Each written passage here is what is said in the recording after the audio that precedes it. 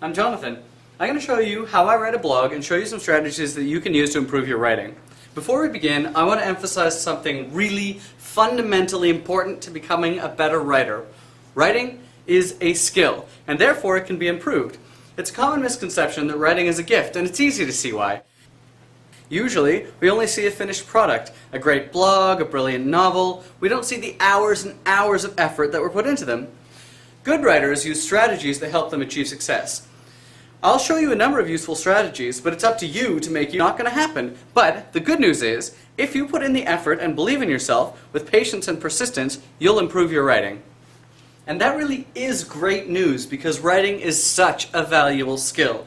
Regardless of what career you choose to pursue, writing is a primary form of communication with your coworkers, bosses, clients. I was a programmer, not a job usually associated with writing, and I was constantly writing design plans, test plans, bug reports, professional emails.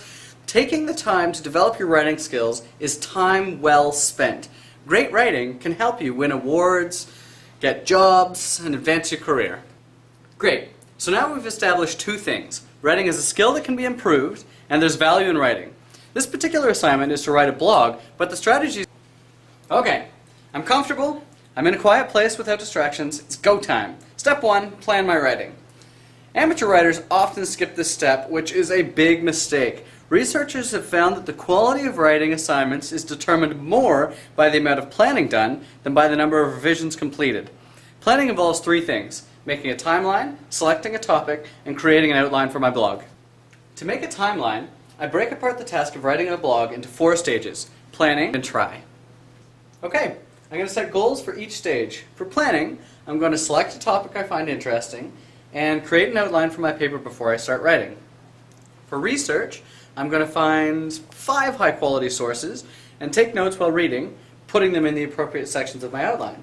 For writing, I'm going to write an engaging introduction, have at least 3 subsections, and write a strong concluding paragraph that ties together my blog entry.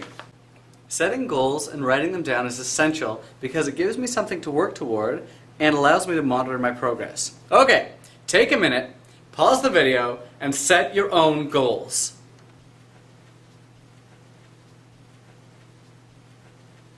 Okay, I'm comfortable, I'm in a good working space, I have a timeline, and I've written down my goals. Now it's time to pick a topic. Because you can pick your own topic, you have an opportunity here to explore something that you're actually interested in. So take advantage. Writing is so much more than just knowledge telling where you talk about what you already know. It's about research and learning, sharing your thoughts and ideas. If you're passionate about your topic, it's going to come across in your writing. Brainstorming time. Before I start, I do something really important. Under my planning goal, I write down my starting time. I'll focus on my interests and the themes in the course and try to find ways to connect them. I'm interested in music, cycling, and politics. For course themes, I'll go through the textbook and course website and find ones that interest me. Privacy, freedom of speech, and intellectual property. Okay, how can I connect these? Let's start with music. I stream music online using Grooveshark. I have tons of questions about intellectual property, like how's this even legal? How do the bands get paid? Do they collect royalties? How do the songs get uploaded? As an artist, can I take my songs down? What are my rights as a listener or as an artist? What effect are sites like this having on the music industry? Basically, I brainstorm until I've got a topic that I'm interested in that's related to the course and is contemporary. Grooveshark and intellectual property fits the bill, but if it didn't, I'd keep brainstorming until I got a topic that works for me. Another strategy I use sometimes is to read the news and see if there are topics related to the course that I could write about. For example, before the election there was tons of news coverage about the digital platforms of the different political parties. Or I could learn more about WikiLeaks, it's always in the headlines. Using the news as a starting point, I'd brainstorm the same way that I did above. After I've got my topic, I update my timesheet. For now, I'll take these ideas and make a rough outline for my post. The outline is what guides my research and my blog. The better my outline, the better my blog will be. Research shows that students who have formalized, organized outlines produce the highest quality work. First, I'll write down the topic: Grooveshark and intellectual property. This isn't going to be the title of my blog. I'll come up with that later. But for now, remembering my goal of having at least 3 subheadings in my post, I refer to my brainstorming session and come up with some possible headings. Now, this list didn't just magically appear. What you didn't see is the humming and hawing, writing and revising I did off camera. There was no magic, just persistent effort, but that effort paid off, and now I have a rough sketch of my post. It's probably going to get updated as I go, but it'll guide my research, which is the next step in the process. Notice that I haven't said anything about my introduction or conclusion yet. How can I write my introduction when I don't even know what my finished paper is going to look like? It's usually the last thing that I write. So before I start my research, I'm going to go back to my timesheet and write down my progress. Writing down when I worked and what I worked on is one of the best ways to get things done because it holds me accountable. I also write down distractions like texting and YouTube, as well as my work environment so that I can realize how I work in different conditions. Okay, on to the research. I'm not going to bore you and make you watch me do my research, but I'll give you some pointers. You can start at Wikipedia, but don't try to write a Wikipedia article. Wikipedia is for knowledge telling. In your blog, you should try and synthesize information and give your own thoughts on what you've researched. Also, don't repeatedly link to Wikipedia. It's a common mistake and shows a lack of research depth. Head to the source. For me, I'll go to the GrooveShark website and dig around there for information. Later, if I need to know about copyright law in Canada, I'll just look up the bill. Google it. Make sure your sources are credible and of high quality. A good question to ask yourself is, does the content of this site pass by an editor before I read it? If so, it's probably a high quality source. If not, how can you establish that the author has any credibility? Are they a professional? Are they respected in their field? Take good notes. As I research, I'm making notes in the various sections of my outline, including the source of the information. I also update my outline as necessary because as I get more information, I have more ideas and more questions, and the focus of my blog becomes sharper. Okay, I've finished the large chunk of my research. I've got my sources, I've made detailed notes under each section, and I've been monitoring my progress towards my goals. Next, I have to write my draft. Like I said before, I'm going to fill in the bulk of my post before I write my introduction and conclusion because I need to know what my post is about before I can write them. So, section by section, I write my draft.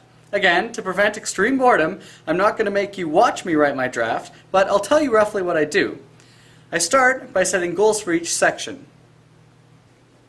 Next, I read over all the notes I have in each section and I start to rearrange them and write sentences. Often I have a hard time making sentences flow. When this happens, I just force myself to write something down because I know this is only a draft and I'm going to come back and revise it later.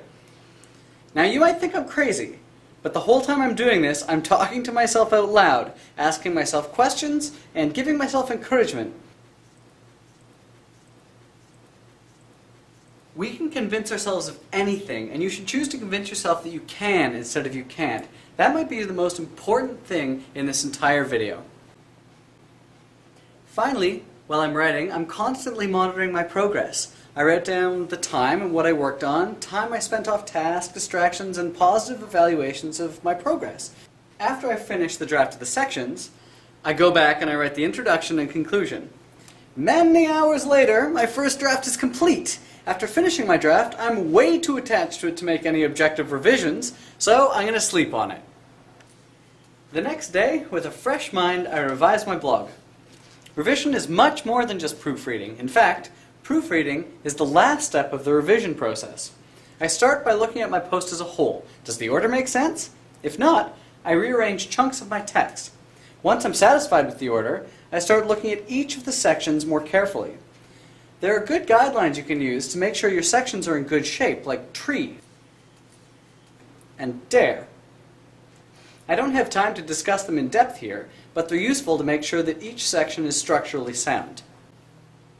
Finally, I drill down into the paragraphs and sentences, diagnosing problems and operating on the ones that aren't up to snuff.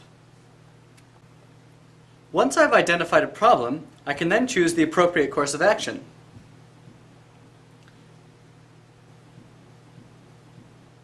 After I'm done all of this, I go back through and add any supporting materials like pictures, charts, diagrams, and movies to add value to my post. I never add things just to add things. They have to add value.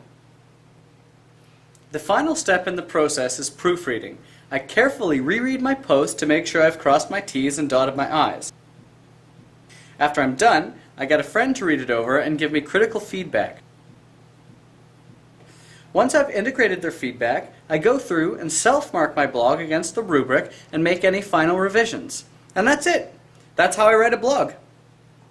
I really hope you found this video helpful and that you take away some useful strategies that you can incorporate into your writing process.